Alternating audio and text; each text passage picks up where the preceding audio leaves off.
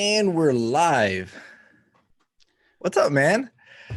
What's going On on? this episode of the iFilmmaker podcast, I have Mr. Zach Trinka, the first time here on the show, but not you've heard the show before, right, Ben? Heard the show before, and yeah, been following you and the crew for a while. So That's awesome, man. Yeah, yeah. we've had a back and forth every now and then Mhm. on getting you on the show, but finally materialized. Yeah, man. Everyone's got a little bit of time on their hands now. that's, that's Unfortunately. true. That's true. Speaking of that, so I definitely want to get to that, what Mhm. you're going on, what's going on with you. But first I want to welcome everyone that's joining us live and that's going to join us live on this show. Just want to remind everyone that we are live on YouTube over at youtube.com/iFilmmaker. And yeah, I wanted to do that. And I want to introduce you to the audience. I want them to know who you are, what you do, Mhm. how did you get there? And I know you have a background in sports. So if you can kind of share a little bit on what that looks like. Yeah. So currently I'm cinematographer DP just outside of New York City, and work mainly in that commercial / branded content / documentary world that has kind of materialized, recently in in the last 5 years. I've only been freelance for 3 years.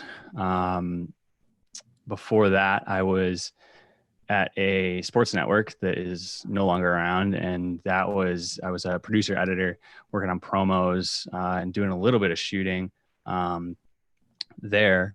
But I've been shooting since as long as I can remember, high school, middle school, and how I kind of got into shooting was actually through paintball. Um, Hmm. I was playing, me and my buddies were playing paintball, and this was around the time that YouTube was, just getting off its feet, and like being able to upload video was just starting to become a thing. I mean, you know, when I look back, I can't imagine how ridiculous it was that like you couldn't upload a video to the internet. We Yeah. couldn't do this live, on the internet back then. Um, Technology. I Yeah, love it. yeah. So that was all just starting to happen, and people were creating these paintball videos, and I was like, I could do this. I could, shoot paintball. And me and my buddies were into it, and the place to play paintball was very close to my house, and so um, ended up. My dad's a photographer as well, so I've always been Oh, around nice. imagery. Both my parents actually are photographers, So it kind of professional. runs in the family. Yeah. Yeah. Runs in the family. I grew up in a dark room. Uh, you know, Very vivid memories of a dark room as a young kid. Um, Things that I shouldn't be touching that I was probably touching in there. Um, but my dad's a photographer, so you know, he understood it when I was like, hey, like I kind of want to get into shooting video. And he dove headfirst into researching cameras and, which one should I get my son. And, he ended up getting me a Canon GL2, which at the time I had it's just a camera to me. But at the time it was like a really, pretty good doc, you know, style camera. Yeah. And I took that thing out there and just beat it up shooting paintball, Oh, wow. getting shot with it. And, Oh, man. but it was great because it was like, it was a workhorse, that camera. Hmm. And that was where I really learned kind of the ins and outs of shooting action sports and shooting things that are happening live in front of you, and having a little bit of pressure on you to get shots. And I started getting paid for it, so it was like a little bit more than just like a hobby. Hmm. It started to kind of turn into a business, and it really, I learned a lot early on just doing just shooting that. So that was kind of how I got into video. And then went to college, went to RIT, Rochester Institute of Technology, and thought I wanted to do film, and thought I wanted to, make movies, and um, ended up kind of falling in love with shooting sports and shooting more television style, doc style pieces for the school sports magazine show. So, we would go and, week in, week out, we would go and shoot, one of the athletes, shoot like a behind the scenes story on one of the athletes. And it was a great time for me because, when you're in film school, you can only rent, you can rent the camera out, especially if you're an underclassman, you can only rent the camera out once in a while when you have a project. But working for the sports network at school, it was like, whenever I had a shoot, weekly, we had shoots, and it was like, all right, I have a camera in my hand, every single week, and I'm going and shooting something that I'm getting paid for. So there's that pressure there. But you're also learning, I'm also able to learn and to be in different real situations. So that was a great opportunity. And actually I learned, I'm not afraid to say it, I learned more working there than I did learn in the film school, to be honest. Not surprised. Yeah. I mean, you hear that all the time. You hear mm-hmm. that all the time. Mm-hmm. That's awesome, man. Yeah. Terrific. So yeah, I did that, and then, just got out of school and was on the hunt, and fell into that producer editing job at the sports network. And that was great. So when you first started shooting video as a hobby, did you do it just for the fun of it, or did you, at what point, since, because you mentioned that video, I guess imagery, I'll put it that way just because it's photography that your parents did, but at what point from when you started shooting video to the point where you said, I could do this for a business, what was the distance there? Was it a year? Was it 2 years? A month? Or was it simultaneously? So I would say as soon as, it started out as, I want to create, these videos, and, you put one online, and everyone, everyone is, giving you compliments, and, that feeling of accomplishment is addicting. And then, then people start approaching you. Once they know that you have the skills, people start approaching you, and they want to pay you to get video them, or they want to pay you to make a video. And so at that point, once that started to happen, and once I started to be approached and like, hey, make me this video, that was where it kind of clicked. But I never, even at that time, as a person in high school, I still, I went to college, I wanted to make movies. So I thought at the time, yeah, I think that's what everyone wants to do. Yeah, it didn't click. Yeah, it didn't click with me to like, oh, I could morph this into just like a production company and make, whatever I want to make. That didn't occur to me, or else I probably wouldn't have gone to film school. But I mean, I love video. I love what I do. But I've always had the financial part of it in the back of my mind.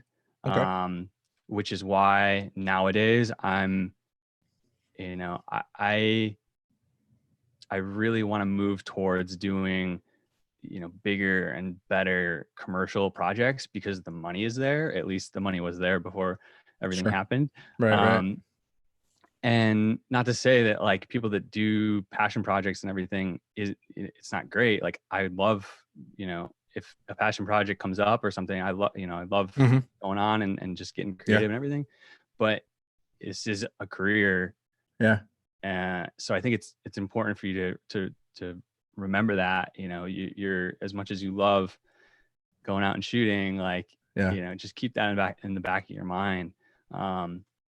So yeah. Yeah, no, that's definitely important. How old were you when you started the business side of things? And how old were you when you were doing it? Well, I guess it's roughly around the same time. Yeah. Yeah. How old were you when you started? Well, so when I first went freelance, Mhm. after being at the sports network, which was 3 years ago. So I was 25, Okay. I think 24, 25. Um, but that said, I had been taking freelance jobs, ever since I started shooting. It's the Sure. same thing. Like people come to you and ask you for video stuff. So, um, I I had a little bit of experience in that already, but as far as going full freelance, making Yeah. that jump, that was 3 years ago, and it was interesting. It was So, at the risk of getting personal, are you? I never asked you before. yeah, Are you yeah. married? Do you have a family, or are you on your own there? I have a girlfriend Okay. now, so Okay. we live together, Okay. um Yeah. So and sorry. The reason I ask is because a lot of people ask me, mhm. um, I want to go freelance. They want to go freelance.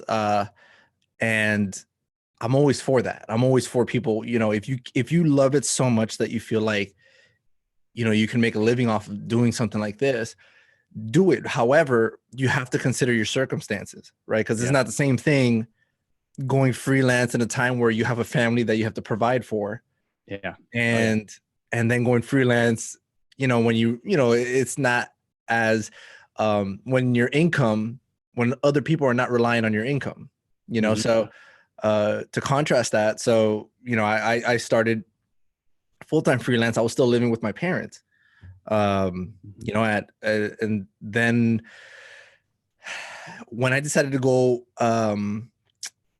full-time freelance, it's it was again, I was with my parents, and then I had several contracts in place, hmm, and again, I was still single. I still had my girlfriend, but I wasn't providing for her. We're not living together. yeah, Um, and yeah, and it's scary for anybody at any place, to quit your job. But yeah, those are the things that should definitely be considered, in my opinion, obviously. Um, so yeah, it's a different place to be. yeah. So for the past 3 years, how's it been going for you? Obviously pre-coronavirus, which we're still going to get to. Mhm. You left the company that you were working for and you've been freelancing. What has been the bulk of the work that you've been getting? Is that what you want to do, or do you want to go in are you trying to aim at a different target? Mhm. Like what's sort of the plan? What has been the plan for the past 3 years? Yeah. So the story of how everything went down at the sports network is actually a pretty interesting story, and it kind of pertains to how I got started freelancing. Okay. Um, so basically, I was working for a sports network that was doing very niche sports. It was called One World Sports. We were doing like cricket and Japanese baseball and Russian hockey, and it was awesome. It was really cool. It was a really good like 3-4 years out of school Yeah. job, and it really allowed me to move down to the New York City area and kind of get my bearings and get my feet underneath me.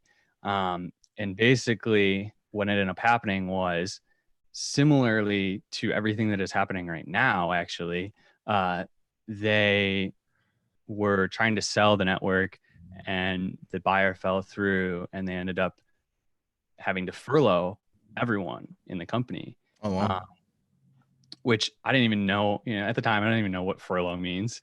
Um, and nowadays, you're hearing it thrown Oh, you around. hear it Companies are everywhere. furloughing employees, so you're still employed, Yeah. but you don't get paid.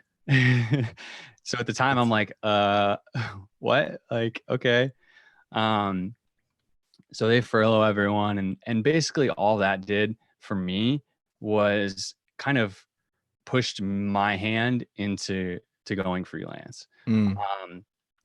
The other thing that happened was all of these people that I had been working for in the company at the same exact time were dispersed over, person A went to this company, person B went to this company.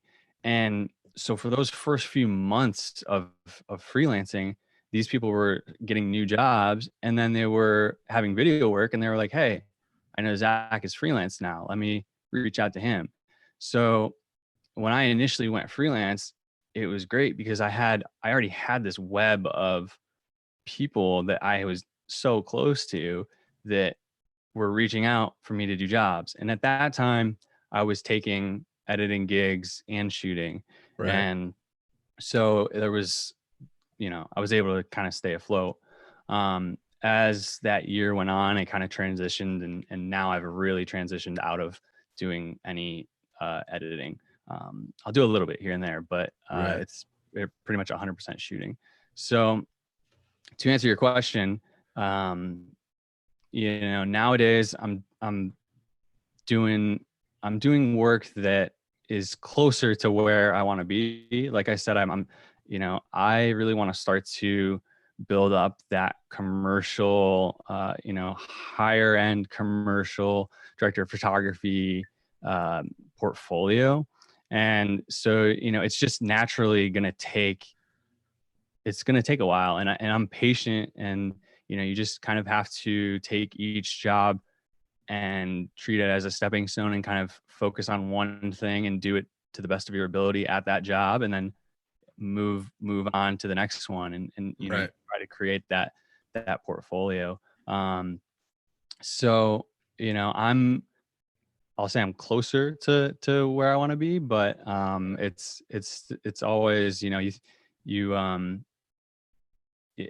feel like the way it works is you get a job that you're like really psyched on, and you do it, and you do a good job, and you kind of bring it back, and then you look at it and and you're like, all right, I could have done this different. I could have done this different. And then you kind of like do the reverse of psyching yourself out. You bring yourself down a little bit after the job, and then you're kind of like, all right, I can do better. And then that's what like kind of drives me, is like, I can always improve on something, and always, always do better. So, it's just, for me, it's just climbing that ladder right now.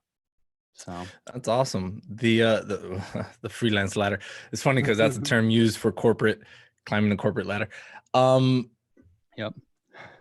So let's fast forward on till today. Mm-hmm. The whole world is upside down. What obviously you're mentioning that you had, an editing job that came in. What happened to all your work? Yeah. A month ago. Yeah.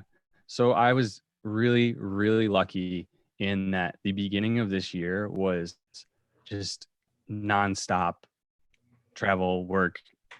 And it was really getting to the point where I was like, should I kind of pull it back and like take a break? The girlfriend was pretty mad that I was gone a lot. And, that's the reality of just, the job that we're in. And so I was really lucky that it was very busy. And it was so unreal because it just stopped. Like it was gone. I had a job at the UN the day before the UN completely closed down. And the UN? Yeah, the UN building in New York City. Oh, okay. Yeah. I'm like, what? That's some pretty high end stuff, dude. Yeah. Yeah, the UN. I flew to the UN. Yeah, Where the I UN. know. Caught me there. All right. The I should have clarified the New York UN headquarters. Okay. So we did that job, and then the next day the UN shut down. Wow. And then we were lined up to do the Big East tournament, and the night before it was still on. Like we were still getting ready to go, and I got an email at 2 a.m, and it was like, hey, it's like, don't come in. It's not going to happen. And it was confusing because they played the first game of the Big East tournament with no fans there. And then they So Talking they about basketball, right? at, NCAA basketball. basketball, and so they canceled it at halftime. So they must have had some kind of insider info, but and that was the straw. That was like the day that everything, Everything. NCAA started, NBA had already canceled, Yeah. NCAA canceled, and it just, I was supposed to have a shoot the week after. That was like up in the air, it's just everything just stopped. Yeah. So it was weird. It was very weird, but as freelancers, you're kind of used to like, all right, here's a week where I don't have work. Like, not bad. That's fine. Like, you just work on other stuff, Right. Right. recharge the batteries. But man, now it's been what, 5 weeks, 4 or 5 weeks. Yeah. And I feel like week 3 you kind of start to like get a little Yeah. like, You all get right, like you this get a is little anxious, you get a little antsy. Because of the net 30, I assume you're still good. And Yeah. same thing goes for me. I actually had it's funny, I had a very slow start this year in January. But then at the first 3 weeks of January, actually mid-December to late January. And then the last week of January up until the first week and a half of March, first week and a half of March, it was nonstop. Yep. Nonstop. And I'm talking like 3 or 4 double books, maybe 1 triple book where I had to send other people. It was not, and I, thank God for that too also. Yep. And yeah, still riding that wave. But yeah, just like you, everything went down after that. Everything started canceling. I had trips booked. I was even so psyched to go to NAB. That wasn't gonna happen. Which I think is this week actually. I was supposed to be there. Yeah. Yep, it is. That was really devastating. But yeah, and I think that we're in a unique situation because I mean everyone, and I was seeing these unemployment rates just skyrocket. It's devastating what's happening to everyone around us also. Yeah, for sure. I think that we're very lucky and we're very blessed to have, our industry in what we do professionally, because we don't have to rely on one business to get back to work. For us to get back to work, it just takes, I'm already actually getting inquiries from clients that are already looking that they're going back to business. I don't know if you've gotten those yet. Yeah, I have. I have a friend that still hasn't stopped working actually, which is quite interesting, but thankfully he's been needing gear. So I've been renting out my FS7 and some other stuff and making a little bit of pocket money there. But yeah, I'm able to be, we're able to be flexible in that way. Super grateful for that. But yeah, it looks like things are starting to turn.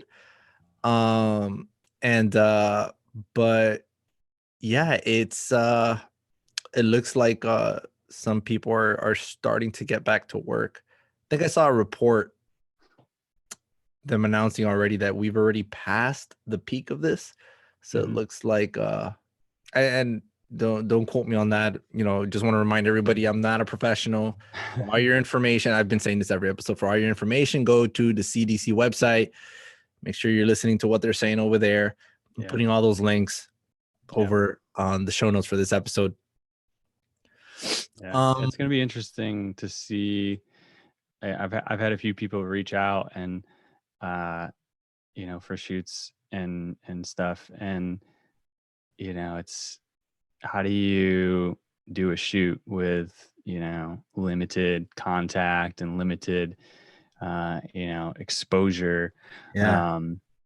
Was one of the things that I was kind of tossing around. It's like, how do we minimize the amount of people that we need, and how do we make sure that we're just trying to do this in the safest way possible? The interesting thing for me is, and maybe for you as well, my girlfriend works at the hospital. Oh, me too. Yeah, I thought thought I had read that. Yeah, my fiance. Yeah, and so I was, Oh, thank you to your girlfriend also, by the way. Tell her I say yes, thank you to for our sure. significant others. Yeah, she's working right now. She's Yes, keeping us all safe, trying to. for sure. But the conundrum with that, as I was thinking about taking this job, is she's pretty high risk to be infected, and she might not know, and then I might not know, and so it's like, do I still take a job where I could potentially be, infected and not know, and then pass it on to someone else? It's not like, if both you and your significant other are quarantined, then you're good, as long as you go out and follow the guidelines, and while you're shooting, then you should be fine. But that was one of the things that I was tossing around, was just because she is in that high risk kind of situation. Should I say yes? Should I take this gig? And that's a question that a lot of people are going to have coming up, it's going to be in the forefront for a lot of people. So I don't know what the answer is. It's so we have Reach Films here on the live stream is getting pretty active. He suggests that you should at least have 2 weeks of quarantine beforehand. I believe I'm reading that correctly. Right. I don't know, because from what I've been reading, again, I'm no expert, but I know how to read. From what I've been reading is that a lot of people, a high percentage of people, are asymptomatic to the whole COVID thing. So if you have it, you may not even know it. Right. You might not have any symptoms. We're both young enough so that we could have it and just be super fine with it, but we can still transmit it to other people. Yeah. And then even if that's the case, and like, let's say we don't know, 2 weeks of quarantine might not even give you that response, right?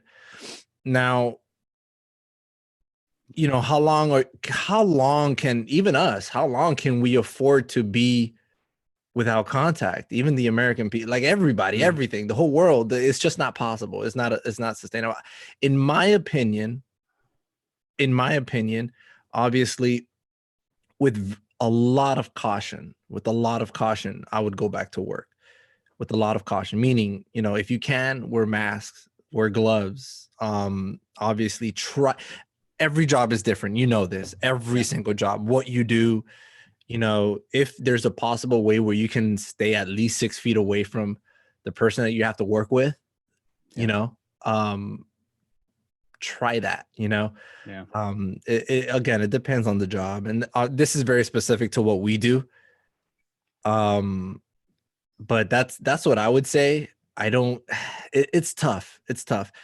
And maybe if it's you have to work with somebody that is also your age and young, because remember, like, and I'm going by what I've been seeing, it's the people that are that this affects the most, the older people, and all that stuff. If you're going to work with an elder, then maybe not, you wouldn't want to do that. But it's very tricky. It's very tricky. This is you never thought you'd have to consider life and death when accepting a job, right? This is very, very unique. No, yeah, it's at the beginning of this year, it's like, you couldn't have predicted this at all. Yeah. Here on the chat, I have same thing. Reach Films, man, this guy's going active. He's saying, I just finished a feature where one of the members had COVID, but was on set before I got there, and was removed before I got there. When I got home from Atlanta, I've been on quarantine for 5 weeks. Well, that's definitely appreciated for sure. You never know. I mean, he was there and removed before you got there, but you don't know what he's touched, who he's interacted with, and things like that. So you just never know. So 5 weeks is a lot, but Yeah. thank you for that. Yeah.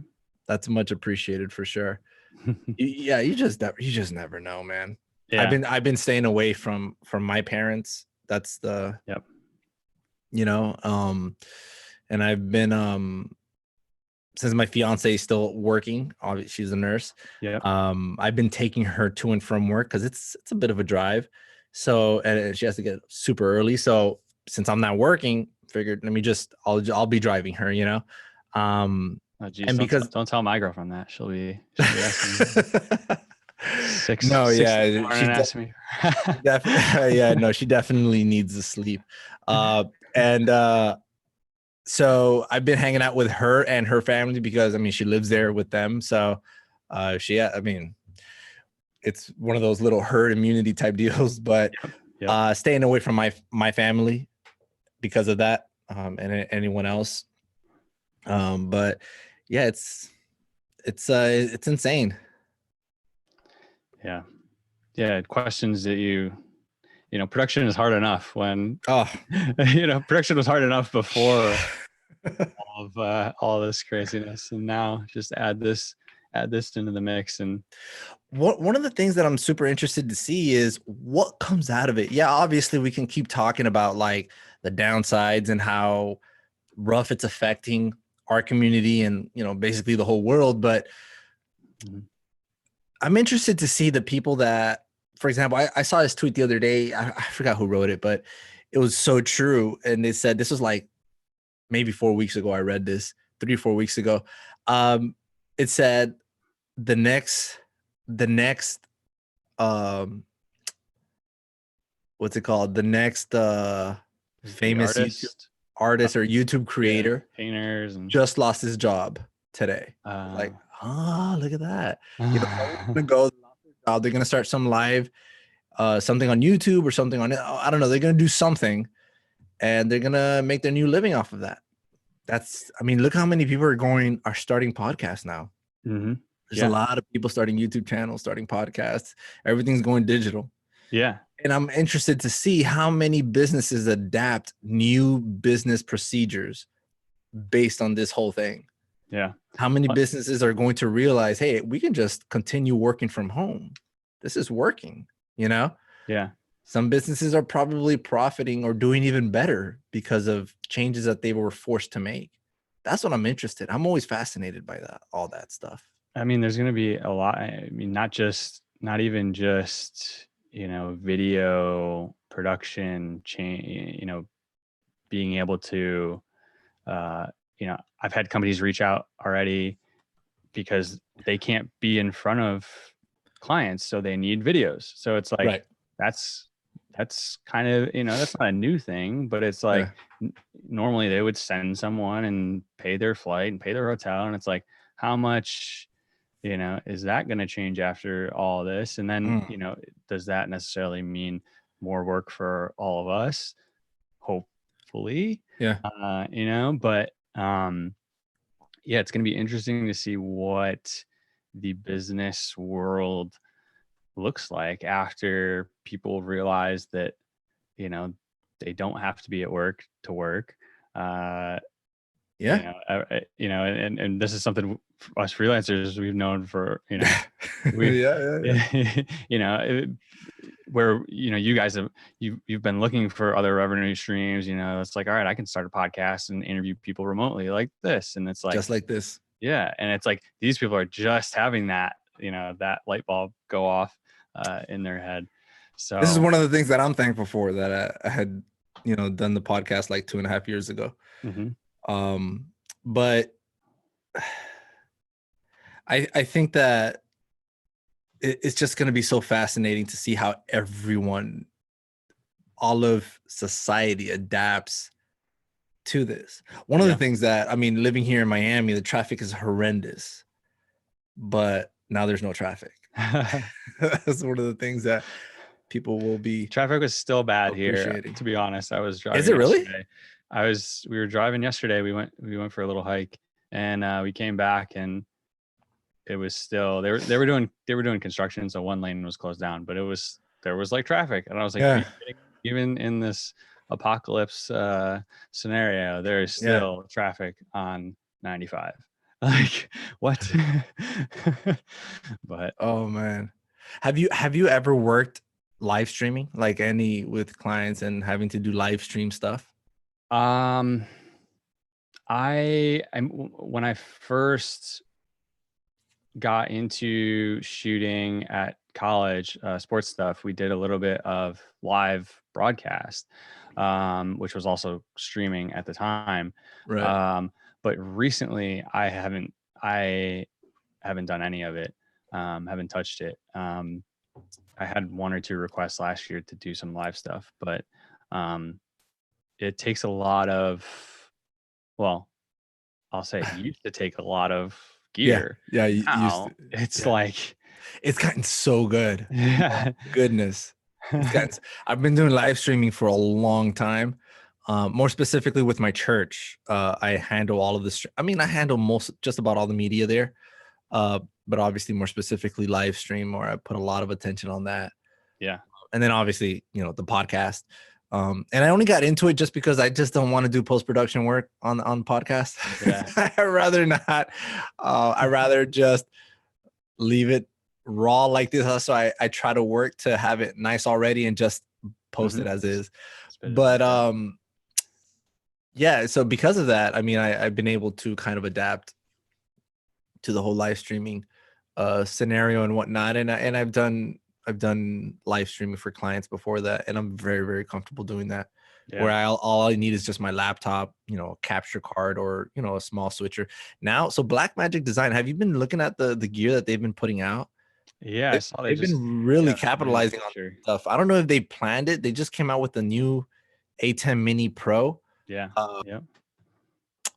I mean, it couldn't have come in a better time, but Yeah. and they have a firmware update for all their cameras that shows like tally lights and all that stuff, which is wow.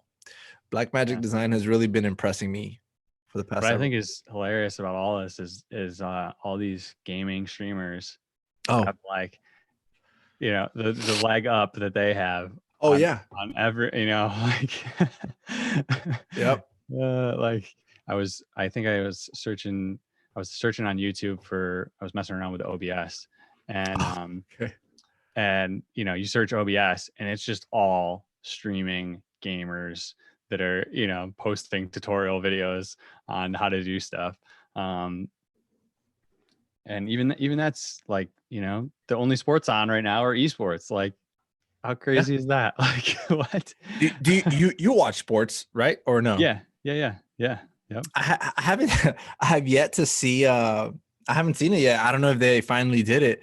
They said that they were going to announce, like you had mentioned, that all these sporting events without any fans. Hmm.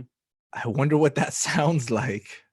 Yeah, they're just gonna pipe like fan noise into Yeah, it they should do some sound over effects. delay just to kind of, get the players in the Oh, mood there. man, I think somebody, when they first announced that, I think somebody posted a meme of like what that would sound like. All you hear is the shoe squeaking all over the wood. Yeah.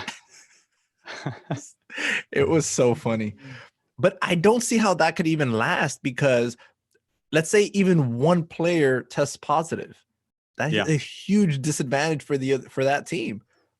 Yeah. That player's not going to play. No one But wants yeah, to and get then infected.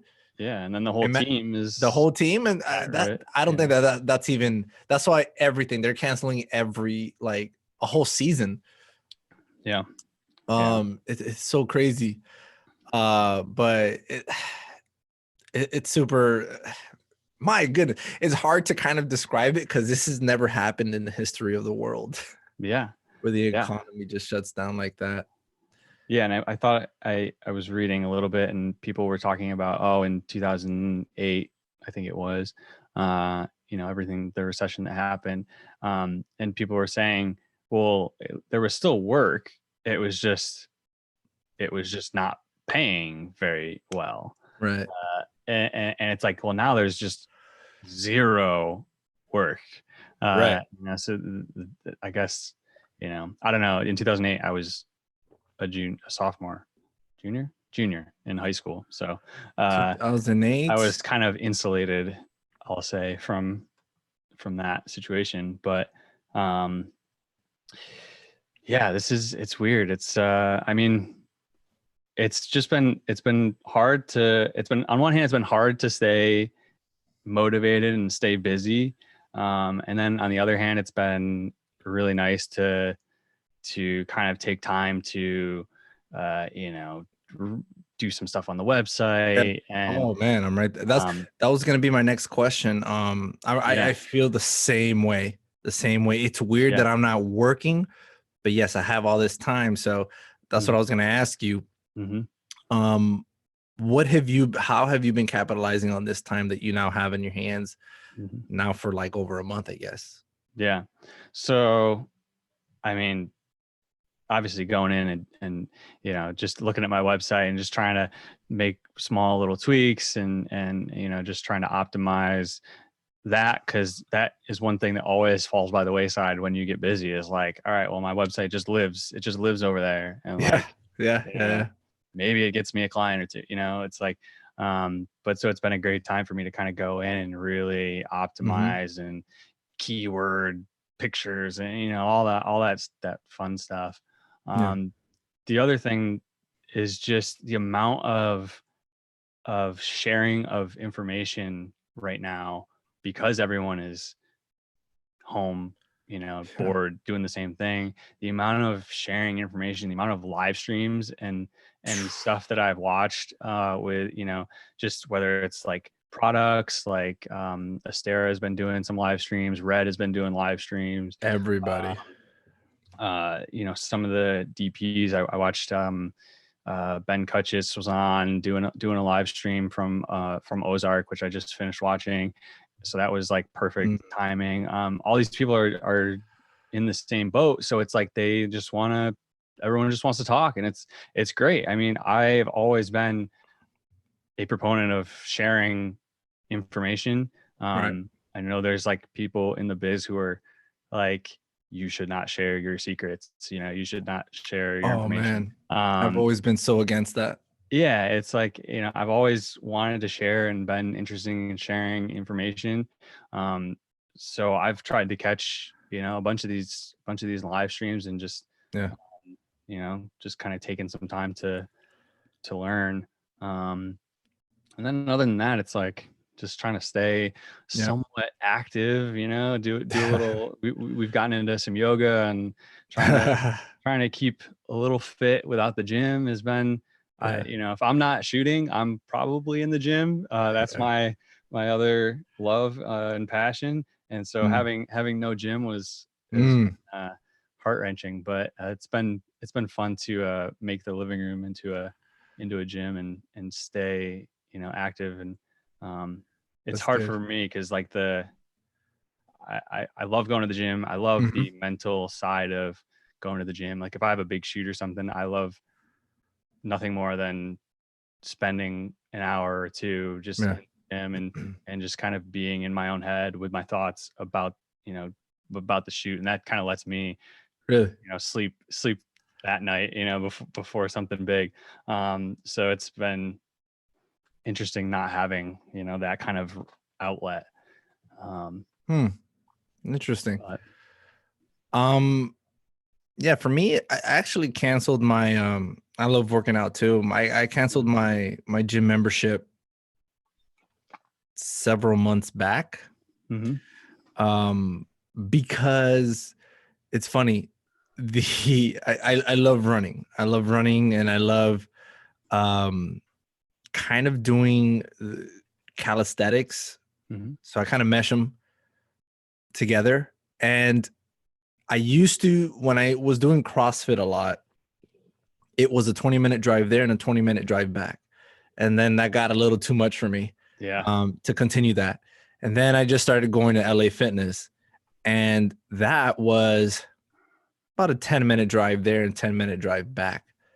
That got too much for me just because I needed it to do it faster. I want to start working out by the moment I step outside my door. So which is why I just resorted to I kept my membership but my main thing was just go out and go for a few miles and get all those air squats, a ton of air squats, push like a lot of body weight stuff. And and then obviously with my headphones, I'm listening to my podcast, and I enjoy that a lot. I really do enjoy that a lot. I like to be left alone when I'm working out. So, just like you just to myself and whatnot. So to me, that's very enjoyable. And because I enjoyed it so much, I wasn't going to go back to 10 minutes there, 10 minutes back. And I just canceled it. But yeah, it was, and I've been thinking of kind of, maybe you can give me your thoughts on that, kind of encouraging people, working out. It's a big deal, especially with what we do. I mean, you shoot on the Sony FS7 just like I do. And we both have easy rigs. Yep. But oftentimes I'm shooting handheld, man. I'm shooting handheld with the decked out FS7, V-Lock battery, monitor on the camera, like not. Well, it's not even the camera. It's like all the other gear, you're picking up a case out of the car. You're trying to load a case into the car. Oh man. You could easily throw out your back with all the stuff. It actually happened with I hate to call him out, but it happened with Philip Bloom. Oh yeah. Great guy. Years back, right? I love Phil. Great guy. Met him at NAB. Trying to coordinate for him to come on the show. Crazy busy. Maybe now I should reach out. But man, when I first saw his BTS shooting on the Wonder List and all that stuff, and then I saw he travels with so much stuff. Yeah. Being a solo shooter, dude, come on. Yeah. Come on. That's where you get hurt, is like, oh man. I used to have my old apartment that I was in. Okay. Used to have 2 steps like up into into the lobby area, and me wanting to make one trip, I would just load the cart up, take the elevator down, and then then you got to kind of maneuver it over these 2 steps, and it's like this is where you end up tweaking something. Is all the gear, and like no matter how fit you are, if you're in a compromised position, it's just that one little second of pressure, and you tweak something. I mean, I've been really lucky that I haven't gotten hurt, but same. It's definitely always in the back of my mind with everything that we do. So it's it's important to me for sure to stay relatively active and strong. And it's funny because every time I'm wearing the easy rig, people are like, why do you need that? Like, well, because this camera weighs freaking 15 pounds. And I always want to hand it to them because I'm like, here, just feel this. Like, I always hand it to them. I always hand, like, here, hold this in your hand. I'm pretty sure they could hold it for a few seconds. Yeah. But translate that, like convert that to several hours nonstop. Yeah. I think people get it. I think people they see that, and oh man, and then using gimbals, that's the worst, because you really have to stay steady. On the gimbal, man. And oh goodness. But no, it's huge. I can't emphasize enough. Working out is super essential to our career, for sure. It's your back goes out, what are you gonna do? You're gonna have to start hiring somebody to carry all your stuff. And I know it's like now it can seem so tough to just like work out in your house, but like there's so many. It's same thing with video, like filmmaking. There are so many resources that will just tell you what to do. And like the beach body, man. Yeah, one thing that I can still use today that is Shanti's Insanity. Oh yeah, yeah. Dude, those workouts are amazing. I They're remember those old, were man. like on DVD, like Yeah, man. P90X, and then They're yeah, they're super old, but man, those things are great. They're still very effective today. yeah, They yeah, keep updating this stuff. Obviously, you got to make more money and stuff like that, subscriptions. But man, I highly recommend that. It's an old it was back when, P90X came out and everybody was super pumped about that, and yeah, Insanity came out. But I highly recommend Sean T's Insanity thing, yeah, I guess, workouts. Those things are yeah, really good. You could do them from home, easy. And you don't need equipment. yeah. Well, I've that's been my using recommendation here on the podcast. I've been using no, I'm not, and I'm joking. I've been using all of my sandbags for my gear. Like Yes. I've been using 25 pound, 10, 5. Like I'm using all my sandbags. I haven't bought any weights. I've been collecting Yeah. I've been collecting dumbbells now with the rubber weights, so Yeah. that obviously I can don't break my tiles. But before that, man, I swear I've been curling C stands and kind of doing kind of shoulder presses with There C you go. stands. Yeah. It works, Uh, man, because after a lot of those, you start feeling that burn. yeah. Yeah. Jeez. Oh man. That's That's so funny. that's good. Yeah. That's super Yeah. funny, People man. gotta stay active for sure. Yeah. Oh man. So let's get into some gear talk, man. Yeah. It sucks that NAB was canceled.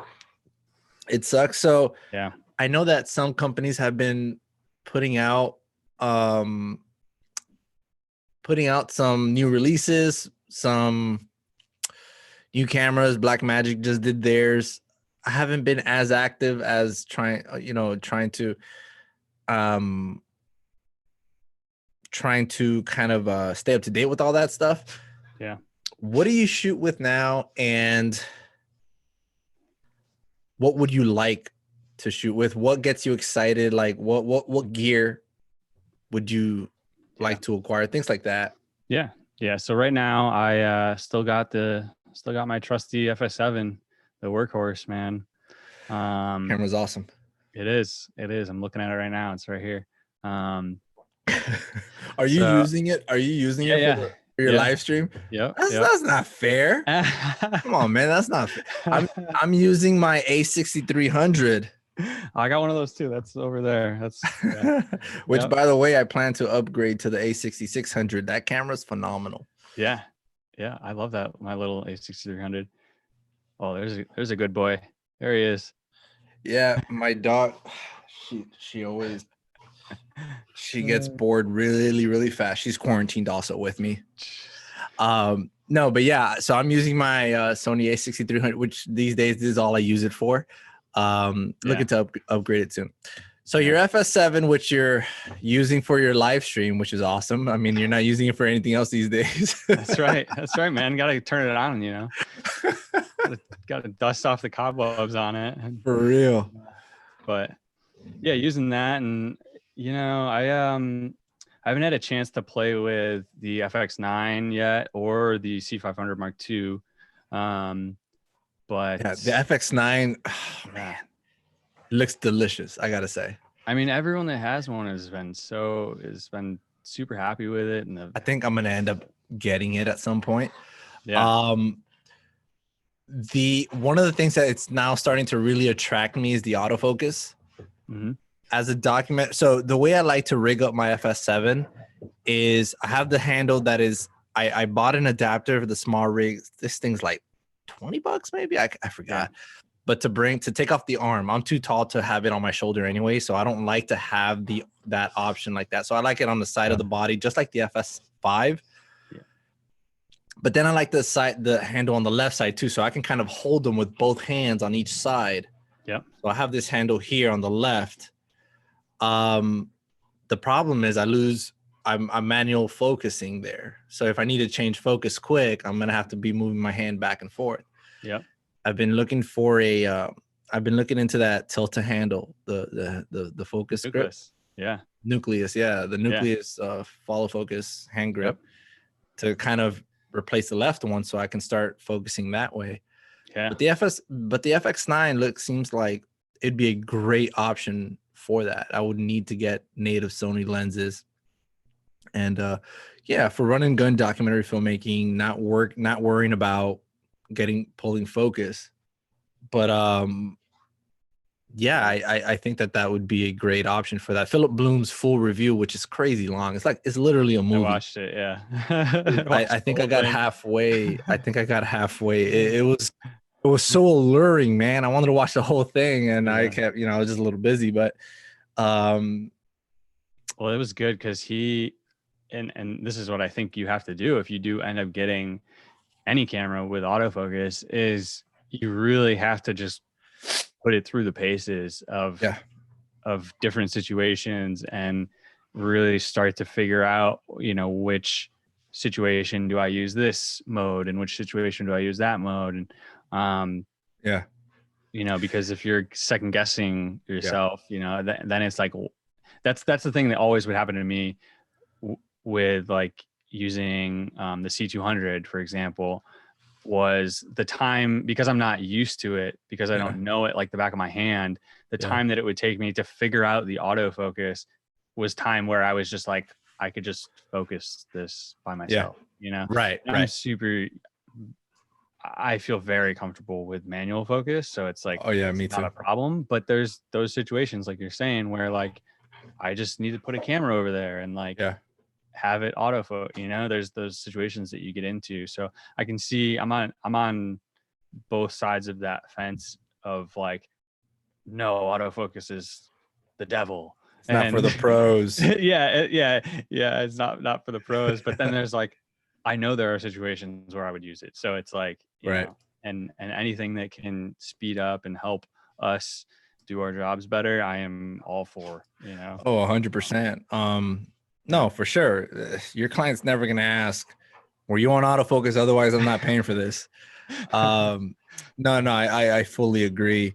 Mhm. There are definitely times that's definitely what I would recommend people, just like you said. You put it through its paces, know how to go in and out of that camera Mhm. super fast, put the shortcuts that you think you're going to need.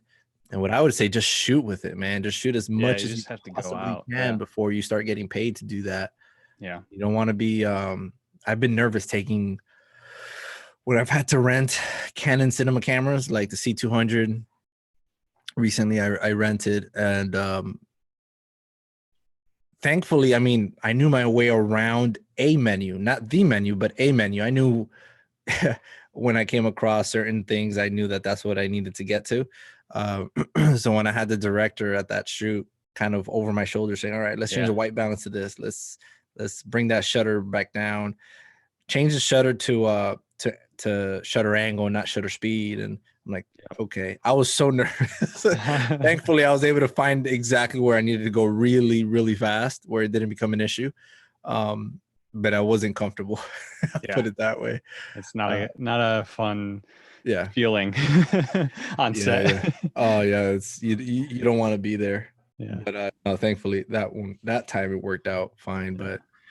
Um, I'm but more interested in right now lighting tech. okay, How the camera is like, I still feel like we have, you know, 2 years, a year or two out of this yeah, FS7. Like, the yeah, image is so good, and the versatility of, everything that it has is so good. So I've more so been paying attention to lighting and what kind of, changes are happening with LED. And um I mean, I got a set of Titan tubes earlier this year, and like, I was huh, like, just eye opened to yeah, the ability to have a battery charged RGB fixture was like, oh my gosh, this is great. So I'm interested to see what kind of happens, what comes out, um probably this week, I guess, what kind of stuff gets announced with lighting tech. What are your favorite lighting brands right now? So I have the Titan tubes, which I love. They are so awesome, so fast. Being able to dial everything in from the app is huge. And to be honest, I got 4 of them, and I got them, and I was very skeptical. I was like, I'm getting 4 of these. I think I'm only going to use like 1 or 2 at a time, maybe. And first shoot I brought them on, I used all 4 of them at the same Really? time, and I was like, oh my gosh, this is amazing. So I have those, and then I have aperture, set of apertures, 300D and 120D, and those have just been workhorse lights for everything that I do. I mean, those, I don't leave the house without those. I mean, that 300D just being as bright as it is, everyone, everyone wants to shoot towards a window, at some point, and it's like, Yeah.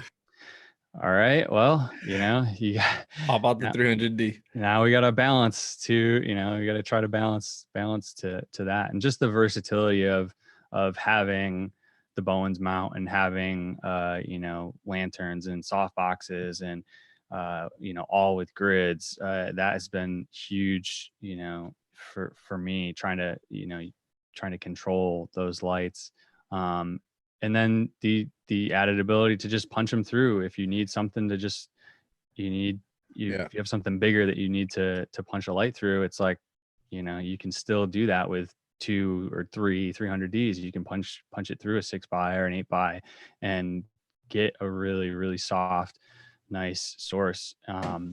So those have been just workhorse lights for me. And then obviously, if I had to pick, when we rent, like we'll usually rent like a Gemini, 2x1 Gemini, or like a Sky Panel. Obviously, those are just have been, the industry standard, because they're so great. But yeah, I'm interested to see what kind of stuff comes out. I played with some of the DMG Lumiere lights last year. Those were like really, really nice.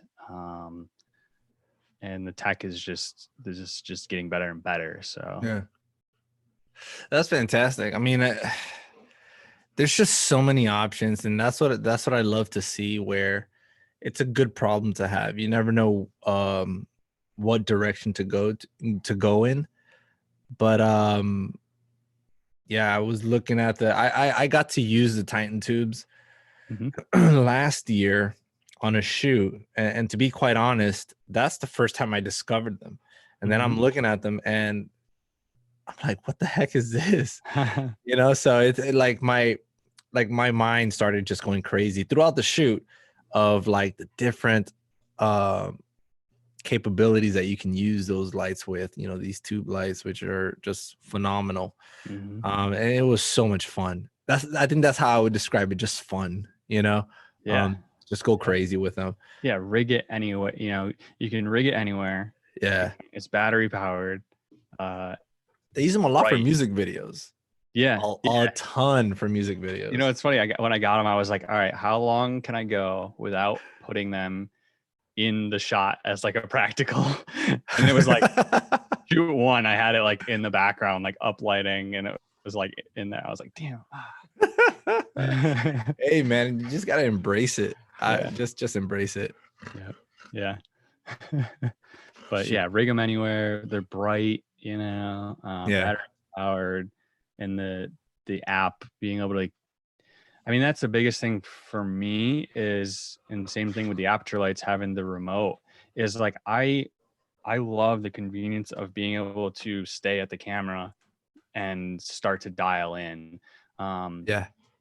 That's huge for me, because like otherwise you're at the monitor, you're looking at the monitor, and you're like, oh, it's too bright, and then you walk over and you change it, and then you get back and you're like, now it's too dark, and it's just, just wasting time. So one of the things that I look for in the lights is some sort of wireless control, and both aperture and Astera Astera, the possibilities are limitless with Yeah, no, their it's phenomenal. It's Um, phenomenal.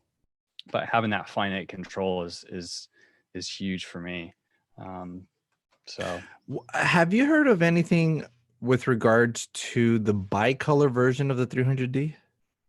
yeah, what is it? The 300 I forgot the name of it. what is it? X 300X, I think. 300X What they're calling it. I thought I think it's I think they're gonna announce it this, like, they were supposed to announce it at NAB, I think, like, available. Bro, I thought. I hope they don't tease us, man, because that is going to be a freaking epic light. Well, that and they've been talking about the 600D that they teased a little bit. Oh, which is like, I was like, okay, like, it's bigger, obviously. Dude, it's incredible how everything so I did a shoot for Golf Digest, and because it's golf, we're shooting on a golf course. They brought out a huge, was it an Airy? I don't know, man, but this M18, M90 maybe. Bruh. Oh yeah, Bro. like, it's like working with 4 gimbals at once. That thing is like insane. It's yeah. So they're bringing out a light that is equivalent to that light, right? I think Aperture was teasing that. I'm pretty sure it was the light that you're referring to. Yeah, because I know that they announced it. I saw the video. They're at, I forgot what convention they were at, but they were talking about it. They interviewed is Ted or Tim? Yeah, Ted. Yep. Yeah, they were interviewing him and he was talking about it. And man, that got me thinking, like, man, pretty soon everything's gonna go LED. Yeah, just everything. Yeah, I mean, that's everything. They're Because the amount of power that the one that we used on set takes, it's incredible. It was going through I think it was like a 6x, and even then it was crazy bright. Yeah. Going through that, because there was a lot of separation, there was a lot of depth. But my goodness, it was incredible. It was incredible. Yeah, I mean that's what I hope. We're getting there. We're getting to that where they're bright and they're color accurate, and they're, some of them are color tunable, and I mean, I hope they announce the 600D, and that it's something that's affordable, and I say affordable, but I mean, even if it's a few grand, like, that is still affordable compared to a light like you're talking about, like an M18 or something. An M18, you're talking like $9,000, and it's huge and heavy and got bulbs, and so I mean, it's that's why I love technology. It's taking us where things are just getting easier and easier and easier. And I mean, it's applied to everything, audio, cameras, everything. Where things are getting easier to use, more efficient to use, much more affordable and obtainable. And I mean, I think it's a fantastic thing. I think it's a fantastic thing for everybody to have equal opportunity to be able to get into the industry. I think it's easier now than it has ever been at any time in any point in history to kind of do what we do. Great time to be a content, be somebody who is making, or someone who's able to produce content. I think if people are not successful, or let me put it this way, if people have an excuse, I don't think people have an excuse to not be successful, right?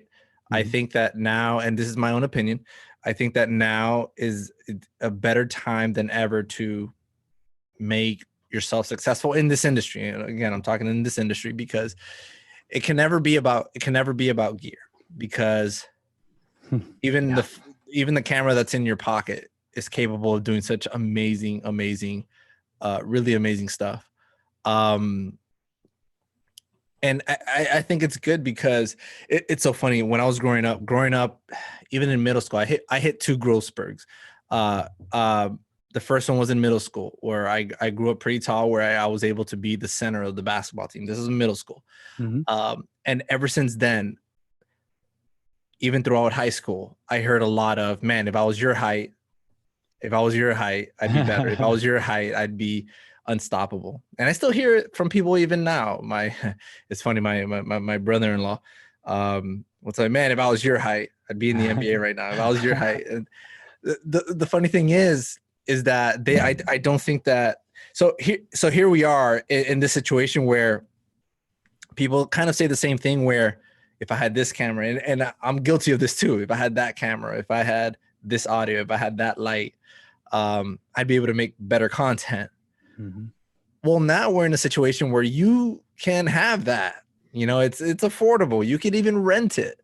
It's affordable. It's obtainable. It's not out of your reach. Now we can start weeding out the people that are serious. Now we're, people are, it's kind of time to put your money where your mouth is, right? Yep. So let's see what you've got. And that's what I tell people, man. Like, there's really no excuse to not be able, if you're not doing it now, it's your fault. It's not anyone else's fault, Yeah. I think both you and myself, we started in a place where we genuinely enjoyed what we do. And I still do. It's such a great feeling to know that you're able to sustain yourself doing what you love. But that only started because we both had a passion. We both grew on that passion. I did video work for my church for years, and I'm talking like 2 to 3 years before I even considered starting a business. Mm-hmm. Mm-hmm. And even then, I was doing it for several years. And it wasn't until one of my friends that is very business oriented, he just approached me out of nowhere one day and just said, I even did videos for his business, but not for any profit, not for anything. Not even did I ever think to even charge anybody to do anything, like to do video work. Mm-hmm. It wasn't until he's told me, do this for business, do this for money, like start charging people. And that's when, I guess that was my light bulb moment, I guess. Not really a light bulb moment. He gave me his light bulb, but and so, I spoke to some pastors and some mentors of mine and leaders and got their counsel, and they all agreed that it was a good idea. But I just loved what I do genuinely, whether I was getting paid or not. And I think that that's where it all begins. I don't think that profit motive in this industry is a strong enough encourager to start a business doing this. It's not you can't put up with some of the stuff that we have to deal with if you're in it for the money, for sure. It's you gotta have that passion. You gotta love imagery. And like you're saying, it is easier now more than ever to have, the gear is not an excuse. It's the knowledge. And which is why I've found myself definitely within the last year, I'm a gearhead, like all of us, but I've kind of shifted. I've noticed that I've kind of shifted my focus into like the lighting and in the artistic part of it, and sure, I keep up with everything that's getting released and the new technology and everything, like we're talking about lighting, but my focus on shoots has been, what is this light doing, or what's color, what color balance, what kind of contrast can I create through color? And I think that's where the professionals start to separate themselves from these people that just have a camera or they have the gear. Is like, you have to take, that you have to take those tools, and now you have to use them, you have to know how to use them properly. And that's been part of, our journey. Yeah. You start to get better at using a hammer. You start to learn why to use, a backlight or whatever it is, It's so funny. When was the last time you used the standard 3-point lighting? in its like standard configuration? I never yeah. I mean, it's always funny because like people are like they always talk about lighting in terms of like key fill. Yes. Right. Yeah. It's The reason why I ask is because I mean I've worked with those people that they're so stuck on that. They're so stuck on that that there is no other way of lighting but 3-point lighting. And I've worked with those people before.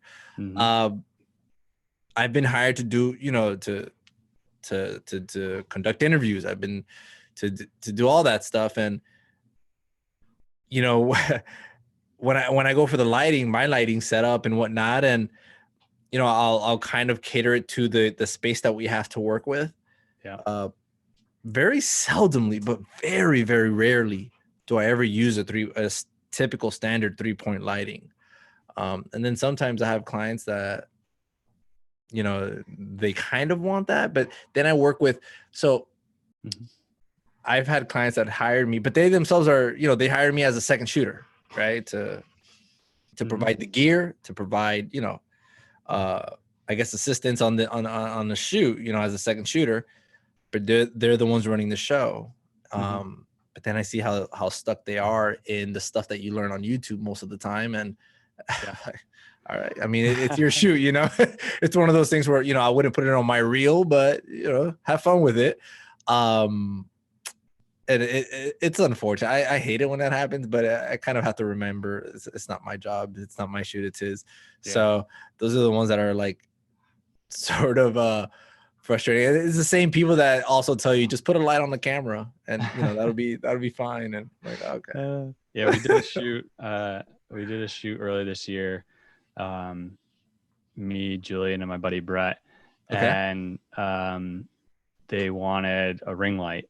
And I posted a few behind the scenes from this, but they wanted a ring light, and that's like kind of a abnormal request, first of all.